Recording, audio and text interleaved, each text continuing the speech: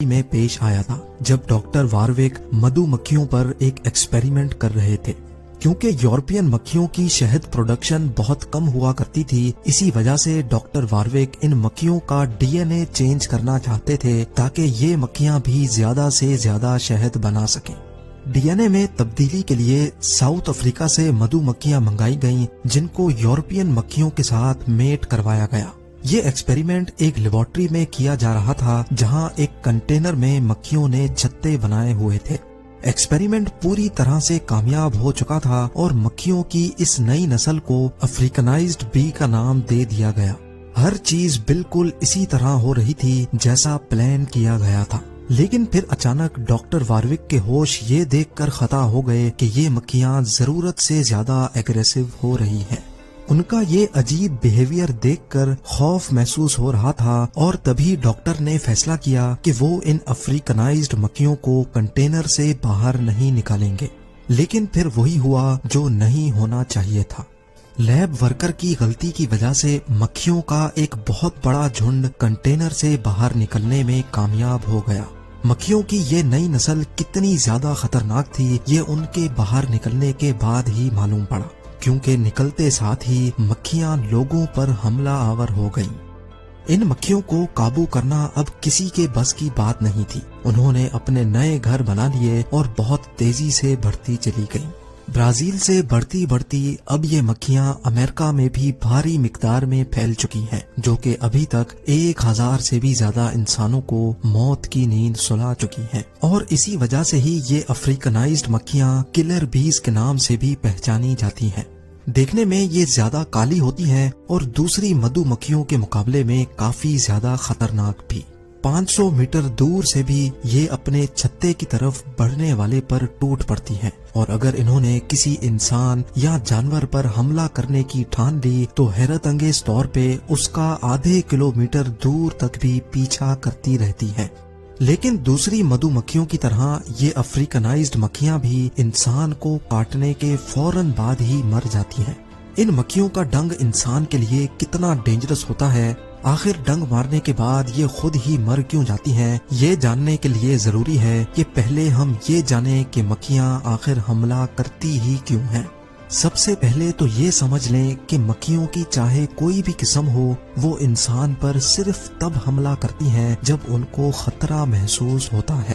Normal مدو مکھیاں تب حملہ کرتی ہیں جب کوئی ان کے ہائیوز یعنی چھتے کو ہاتھ لگاتا ہے، لیکن افریکنائزڈ مکھیاں کیونکہ ضرورت سے زیادہ ایگریسو ہوتی ہیں، اسی وجہ سے وہ دور سے ہی اپنے چھتے کی طرف بڑھنے والے انسان پر حملہ کر لیتی ہیں، پھر بے شک کوئی کسی اور مقصد سے ہی کیوں نہ گزر رہا ہو۔ جب یہ مکھیاں پھولوں سے پولن اکٹھا کر رہی ہوتی ہیں تب یہ کسی کو کوئی نقصان نہیں پہنچاتی، لیکن اگر اسی دوران کوئی ان کے اوپر پاؤں رکھ لے یا ان کے کام میں رکاوٹ ڈالے تو پھر ان کو غصہ آ جاتا ہے اور وہ ڈنگ مارے بغیر چین سے نہیں بیٹھتی۔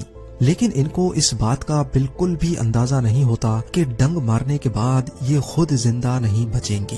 اصل میں ان مکھیوں کا ڈنگ ایک ڈیگر یا پھر دانتوں والے چاقو کی طرح ہوتا ہے، جس کے دانتوں کی ڈائریکشن اوپر کی طرف ہوتی ہے۔ جب یہ اپنا ڈنگ انسان کے جسم میں گھسا بیٹھتی ہیں تو ڈنگ کے دانت انسان کی کھال میں پھنس جاتے ہیں، اور اسی وجہ سے ڈنگ کا اب باہر نکلنا بہت مشکل ہو جاتا ہے۔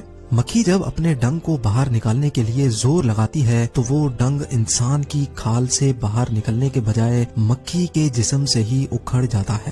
نہ صرف ڈنگ بلکہ مکھی کے مسلز، نروز اور ان کے ڈائجسٹو سسٹم کے کئی حصے بھی ڈنگ کے ساتھ ہی الگ ہو جاتے ہیں، جس کی وجہ سے مکھی کا موقع پر ہی مرنا طے ہو جاتا ہے۔ وہ لوگ بہت خوش نصیب ہوتے ہیں جن کو صرف ایک مکھی نے ڈنگ مارا ہو، کیونکہ یہ مکھیاں ہمیشہ جھنڈ بنا کر ہی حملہ کرتی ہیں۔ اگر ان کے چھتے کے پاس سے گزرتے ہوئے ایک مکھی نے بھی آپ کو ڈنگ مار لیا تو اسی وقت پورا جھنڈ وہیں پہنچ جاتا ہے۔ لیکن سوال یہ ہے کہ آخر دوسری مکھیوں کو پتہ کیسے چلتا ہے کہ حملہ کہاں اور کس پر کرنا ہے؟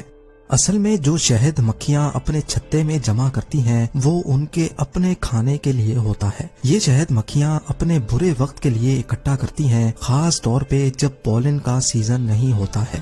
اپنے چھتے کی پروٹیکشن کے لیے کئی مکھیاں اس کے آس پاس باری باری پہرا دیتی ہیں۔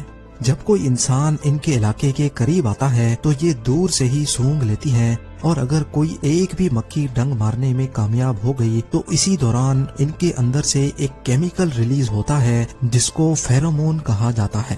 ایکسپرٹس کا ماننا ہے کہ جیسے ہی فیرومون ہوا میں پھیلتا ہے تو یہ وہاں موجود تمام مکھیوں کے لیے الارم سگنل کا کام کرتا ہے۔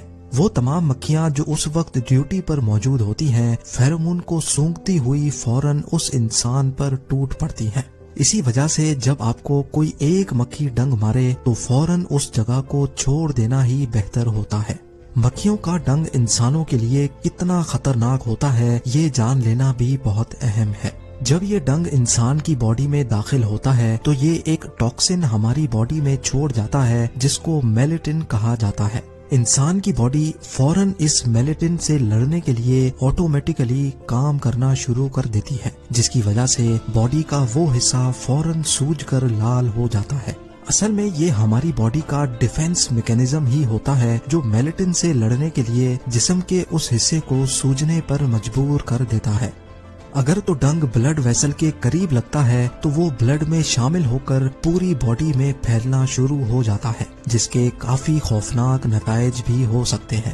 یا اگر جن لوگوں کو میلیٹن الرجی ہوتی ہے ان کی حالت بھی بگڑنے کے کافی زیادہ چانس ہوتے ہیں۔ اسی وجہ سے اگر کبھی آپ کو کوئی شہد کی مکھی کاٹے تو فوراً اس کا ڈنگ نکالنا نہ بھولیں، کیونکہ جتنی دیر تک ڈنگ باڈی کے اندر رہے گا وہ کنٹینیوسلی اپنا زہر باڈی میں پمپ کرتا رہے گا۔